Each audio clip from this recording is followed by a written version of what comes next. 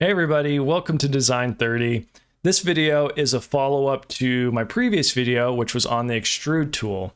And I was made aware, and I also noticed right after I uploaded that video, that my face here in this corner was actually covering up one of the important drop-down menus that I was trying to describe to you, the watchers, the viewers. So I'm gonna go back through that, make sure you have a clear understanding of what I was talking about. And then I'm going to show a few other features within the Extrude tool that will also be helpful. So first things first, I am going to get rid of this little screen, this little shot of my face. There we go. That won't be getting in the way during this tutorial. Okay, so again, we're going through the Extrude tool. So first we got to create a sketch.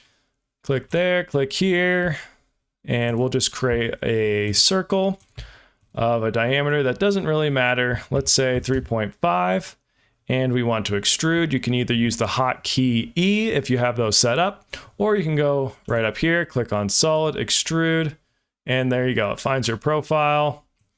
Pull this up to do a nice 3-inch cylindrical extrusion. Okay, there's our body. Now, what we want to do is go through the operations dropdown so you can see what other operations there are with the Extrude tool. To demonstrate that, I'm going to create another sketch on the top here. Again, create another circle. There we go. Put a dimension on there. Once again, don't really care what that dimension is, but just something to help demonstrate this. Okay, so I'm going to use the hotkey E. Get my Extrude tool going. First thing you notice is that there's these different profiles that you can click on. I'm going to start by clicking on this profile and this profile, and then grab this arrow, pull it up. Okay, so now let's start a new extrusion. But you look down here and the operation says join. So what it's doing is it's doing a join extrusion. It's doing a join operation. What does that mean? Well, if you hit OK, you can see that if you go to your bodies over here, there's still only one body.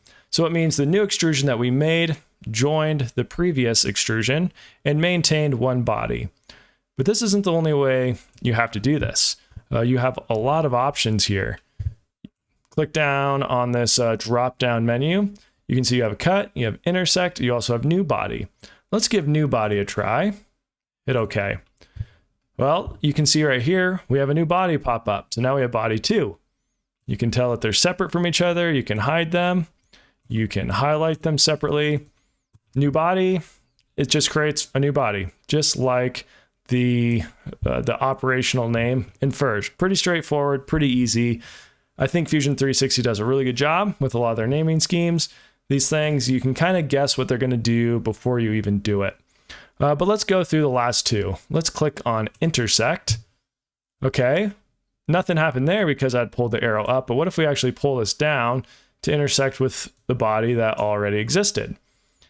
You can see that it's keeping this portion of the original body and the profile that I'd drawn, and it's looking at the intersection of those two and maintaining it, and that's what this is right here. So it's kind of a unique shape. This is something that you may or may not use that often, but it's definitely worthwhile knowing that it's in there. And every now and then you'll come up on a situation where it's really useful and very quick to use this intersect tool. Lastly, you can also click cut. And notice how this, since I had pulled the arrow down through the previous body, it automatically cuts through. I could also grab this arrow, and if I start pulling it up, it throws an error and says there's no target body found to cut. There's no body up there for the cut tool to actually go through.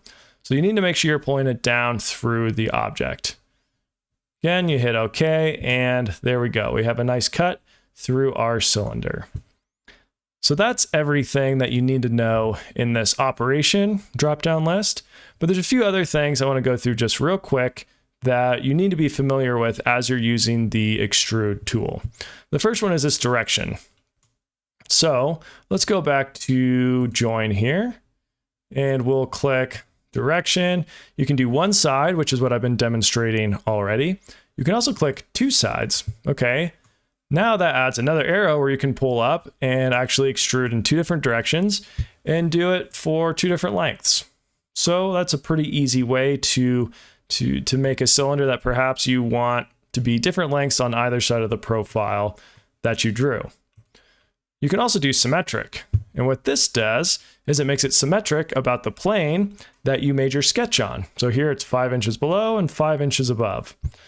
And you can control that even more by clicking half length, which is the way it's currently set up, or you can hit whole length. And now it pulls in that 5-inch diameter or 5-inch distance. It makes the whole length of the cylinder that 5 inches. So those are 2 quick ways to adjust this length centered about whatever plane you created your sketch on. Pretty quick, pretty easy, but really useful tools to have an understanding of. Okay, now there's also this extent type that I want to go through. So let's go back to one-sided here. And the extent type I've been showing you so far is just a distance. You just type in a distance, and that's how far you want either your extrusion or your cut to go. But there's a few more options. You can click to object, and this will allow you to do an extrusion up to an object where you want to stop.